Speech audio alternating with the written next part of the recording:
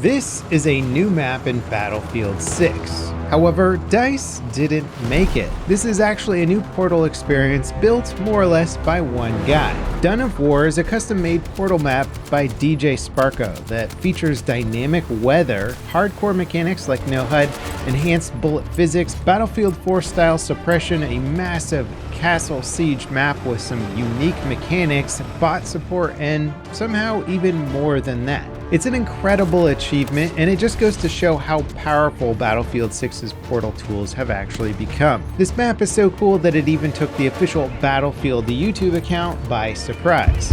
Now, it goes without saying that as good as Dawn of War is, it's still a product of Portal. So there's plenty of rough edges like ramps intended for vehicles that'll break the second you drive on them, AI getting stuck, visual glitches, and well, the likes. Dawn of War is by no means perfect, and it's still in beta, so the creator likely has a lot left to do. But with that said, it's truly impressive what this map maker has achieved. Let's look at the actual map design before getting into some of those additional features. Now, off in the distance, you can actually see the Mirach Valley map, which is a pretty decently sized map for sure. But when you turn around and see this Minas Tirith setup rising above the fog, the scale of this map really becomes obvious. Granted, most of the in-between areas on this map are a bit more on the empty side, and the castle itself is built out of pretty rudimentary building blocks. Yet the castle has multiple escalating tiers that the attackers have to bust down doors so that their vehicles can advance to the final sector. And even with how relatively simple the map can appear, it's incredibly atmospheric and does a great job of selling the castle in the woods vibe. It's actually surprising how well this map plays despite its perceived simplicity and asymmetrical design. As the attackers, you have tons of visual cover, especially in certain weather conditions that give you the ability to flank around the castle entrances. And to be clear, for this video, I was playing against bots. There weren't any full servers when I was recording, so it's not a real true test of the balance of the map, but even so, I can see this map playing quite well in a full server of players. There's plenty of dips in the terrain, machine gun bunkers, and elevated changes breaking up the sight lines. But it is still a wide open map with limited cover for both sides, and flying a little bird around and taking out machine gunners and defenders around the objective was kind of like shooting fish in a barrel. Again, I know this is against bots, and I'd probably be getting targeted by 10 different engineers if I was playing against real people. It's just clear that the creator is going for a certain balanced concept that's more grueling than the typical conquest style layouts that DICE may provide. Now, Dawn of War's custom game mode is cool, although I might refer to it as more custom adjacent. Basically, it's breakthrough, but with MCOM stations that you can blow up that will open castle doors and allow you to directly attack objectives. With the doors closed, you have to flank around the sides of the castle, and that can be pretty tricky in certain situations. I like that the MCOMs offer that additional path, though I do kind of wish that maybe in certain areas at least they were more of a mandatory part of the progression.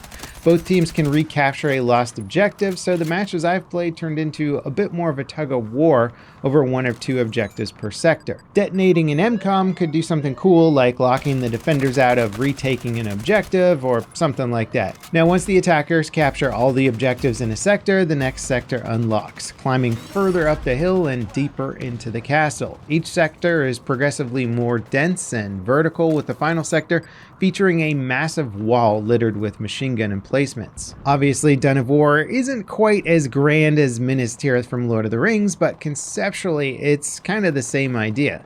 In practice, it really did feel like storming an enemy stronghold and pushing them deeper into their own escalating defenses. Now, in its current state, the map does lack an area at the top of the castle that feels worth fighting over. The area behind the big wall in the final sector is this dilapidated structure that's kind of less cohesive than any other area of the map. It's kind of like you're pushing to take a castle that's just a giant pile of ruins at the end of the day. A proper interior section with more decoration giving it a sense of importance could go a long way towards enhancing the map. It could also help to break up the combat, which can feel a little repetitive after a while since each sector is kind of the same idea but just in smaller and smaller areas. Having each section of the castle get progressively more lived in could be a nice visual upgrade. Now, a really cool highlight of this experience, and something that frankly normal Battlefield maps could use, is the custom dynamic weather and time of day system. Every time a Dawn of War match starts, the server picks one of the map's 2 time of day options and 3 dynamic weather options.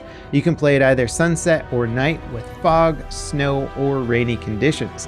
The weather is also dynamic and it can increase or decrease in severity over the course of the match. The creator says he had to manually create almost all of these dynamic conditions himself, with only the pre-built ones available being the night mode. The dynamic nature of the weather brings a lot of variety and life to the experience that frankly other Battlefield maps don't really feel like they have by default. And the weather isn't just set dressing to make it look different. It actually changes the visibility and creates totally different approaches and combat styles that would be effective. Attacking the castle at night with fog rolling in, I could barely see 50 meters ahead of me. And I think the creator struck a good balance, and I think all of the weather options fit the map pretty well without detracting from the experience. Visibility in the foggy night conditions might be rough, but it's not so rough that it turns into a horror show with enemies just popping out of the fog right in front of you. Now, as for the added super hardcore no UI and suppression mechanics, well, to be honest, I could take them or leave them. It's immersive having no HUD for sure, but it makes driving vehicles or identifying real players needlessly challenging. Not every defender is going to use a gun with a flashlight and the same cosmetics, so target identification can be a bit more annoying. Even a minimal HUD that at least gives you some objective markers and vehicle overlays so you can see things like ammo and player status could be a nice quality of life improvement. Now, of course, everything I said is about a map that's in a beta condition for a custom-made Portal experience, so it's impressive regardless of these critiques, and I'm sure the creator wishes that they could do more and are hopefully planning to further refine the experience over time. And a lot of comments on the trailer for this map were calling for DICE to promote the map, and I agree. Portal creators are making some incredible experiences that often rival or just add a new sense of depth to the base game, and players have been demanding a lot more from DICE with their map design, and not knowing that some of these maps can be played or exist in Portal is something that I think DICE could do to help out the community promoting these maps, especially with so many players asking for these large-scale maps. When Portal first launched, people were taking the RedSec map and turning them into massive conquest maps that actually got pretty popular. And some of the combat I had on those maps were better combat experiences than I was getting from the base game maps. So more tools to help promote these cool and quality experiences would be great. I think it's really great that DICE made tools where players can actually build what they want themselves. Whether or not DICE promote those experiences so that we can see them, or hopefully is inspired by those experiences and sees what players want based on what the community is building so that they can update and improve their content down the line. Dawn of War, however rudimentary and unfinished it might feel compared to, say, an official map, still brings a ton to the table that players are happy to engage with. I'll leave the Portal codes for Dawn of War in the description so that you guys can host your own servers. Up next, if you want to see a deeper dive into what it's like actually building a game from the ground up, check out this latest devlog for Seabeams, a spaceship action RPG that I've been building for over 2 years now. We're making great progress and I am very excited with where the game's at. I think you'll enjoy it. As always, guys, thank you so much for watching. I'll see you next time. This is Level Cap signing off.